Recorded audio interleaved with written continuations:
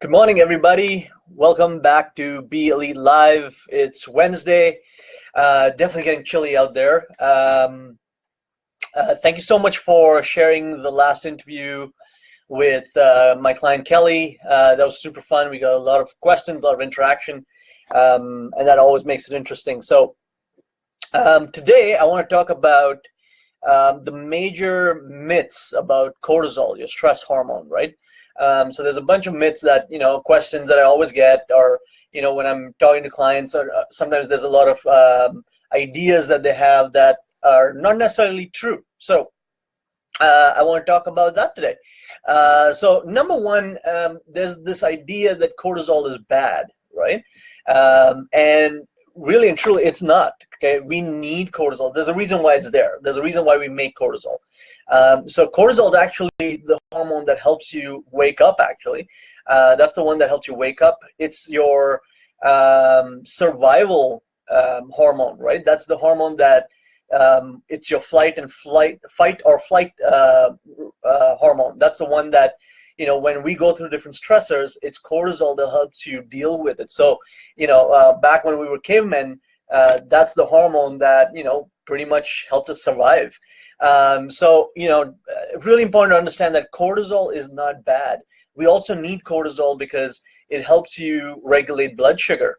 Okay, when your cortisol is balanced, your blood sugar is more balanced. Good morning, Mom, Dad. Hi, babe. Good morning. Thank you so much for tuning in. So, as I was saying, cortisol is not bad. We need it to survive. We need it to wake up. Cortisol, when it goes up within the healthy range, that's what gives us the drive and motivation to actually, get up and get moving, get going.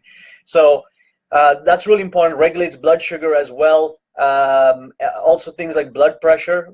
Cortisol regulates blood pressure as well, and it's also one of the things that regulate your immune system. Okay, so again, keeping your cortisol within a certain balance is really important. Okay, so cortisol is not really bad. Good morning, Brendan. Thank you so much for watching, buddy. Yes, babe, you love talking about the stress response. So number one myth that cortisol is bad for you. Cortisol is not bad. We need cortisol hormone for survival, motivation, drive, immune system, blood sugar, and just general survival. Okay, so cortisol is not bad at all. Something we want to understand is where's cortisol made, right? Cortisol is released from your adrenal glands. Adrenal glands are these little, walnut-sized glands on top of your kidneys. And they're the control centers for not just cortisol, but a lot of other hormones, your adrenaline. It's controlling your DHEA, which is another hormone, testosterone, estrogen, progesterone. So it does control all these functions, right? All these hormone functions. So really important to understand that. The second myth is, what people associate cortisol with is mental stress. So whenever I talk about cortisol, people say, oh yeah, I've been stressed, or, I have had stress over a period of time. Morning, James. So what we don't realize is cortisol is being affected by so many other factors, not just mental, emotional stresses, but, just being busy is stressful for our systems. Being exposed to electromagnetic radiation, cell phones, all the radiations that are in our environment right now, that's stressful, right? Nutrient deficiencies, which is so common. Most people in North America are deficient in basic nutrients. That's a major stress. Blood sugar being off is a major stress. Not getting enough rest and recovery. Sleep is one of the top issues in North America. Getting good quality sleep. So that is stressful, right? You look at different things like, let's see, what else do I have over here? Gut bacteria, that's huge. And I talk about gut and gut health all the time. When you're not eating good quality foods, when your gut bacteria is off, all this is affecting your stress hormone. So, when people say, oh, I'm not stressed, or cortisol doesn't affect me, I always tell them, maybe you're not alive, maybe you're dead. So, that's the reality. If you are alive and, if you're living in North America, there are stressors affecting you. You can be living in any country for that matter, but there's a lot more affecting your cortisol than just mental stresses. Okay, so that's really important. That's the second myth, where people think that cortisol means mental stress. There's a lot of factors stressing your system, right? Even your liver not functioning well is a stress. Okay, your organs not functioning well is a stress. You not detoxifying is a stress. Morning, John. Hi, Sangeeta. How are you guys? Good morning, Laurie. John, how do you measure cortisol? So a couple of ways. When I want to track someone's cortisol, besides obviously a lot of other symptoms, and they give me a lot of different feedback, and I'll briefly touch on those symptoms. But when I do skin fold testing, so I do biosignature modulation, the skin fold testing around the belly button tells me about their cortisol. It doesn't tell me if it's too high or too low, which is my next point, but it does tell me if there's dysfunction, if there's chronic stressors coming into the body.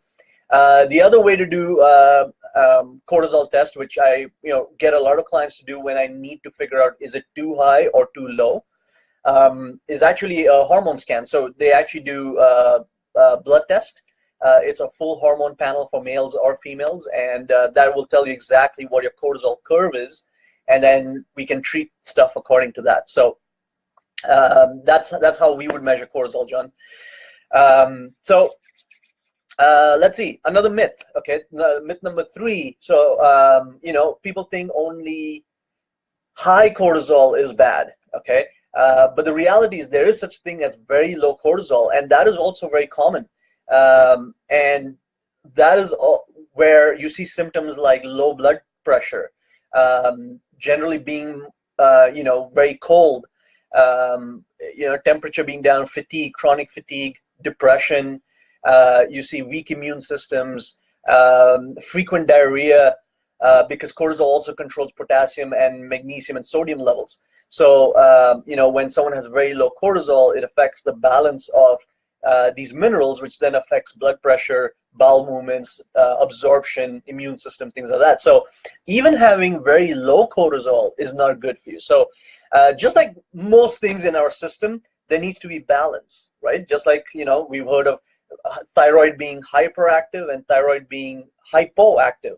We don't want that. We want thyroid to be in a certain healthy range and functioning well. So same way, cortisol is not just bad for your system when it's too high, it's also bad when it's too low. Okay, so that's another myth, that most people think cortisol is bad only when it's very high. Okay, so I work with a lot of people who have very low cortisol chronically, and they manifest certain symptoms based on that. So that's really important to understand. And lastly, it's really one of the things that people need to understand is not everyone has the same response to stress or cortisol being too high or too low. There are certain common symptoms, but physiologically we all respond differently. Okay, which is why I go through different tests. I ask different questions and look at, okay, first of all, what is their neurotransmitter profile like? What are the chemicals that they make a lot of, and what are the chemicals that they don't make enough of? Okay, because that tells me how to help them deal with their stress response. Also asking things like, actually I did a video on this about different responses to stress and different stress protocols. If you go back and look at some of my other live videos, you'll see a video on different stress protocols. Okay, I believe it's in the video where I talk about hot flashes. So if you go through that, I've given you different protocols. But some people have different manifestations. Some people get skin issues, right? Some people could get eczema. Some people could get tired. Some people could get very wired. Some people they get so tired that they just crash and sleep. And some people respond to stress by staying up all night. They can't fall asleep.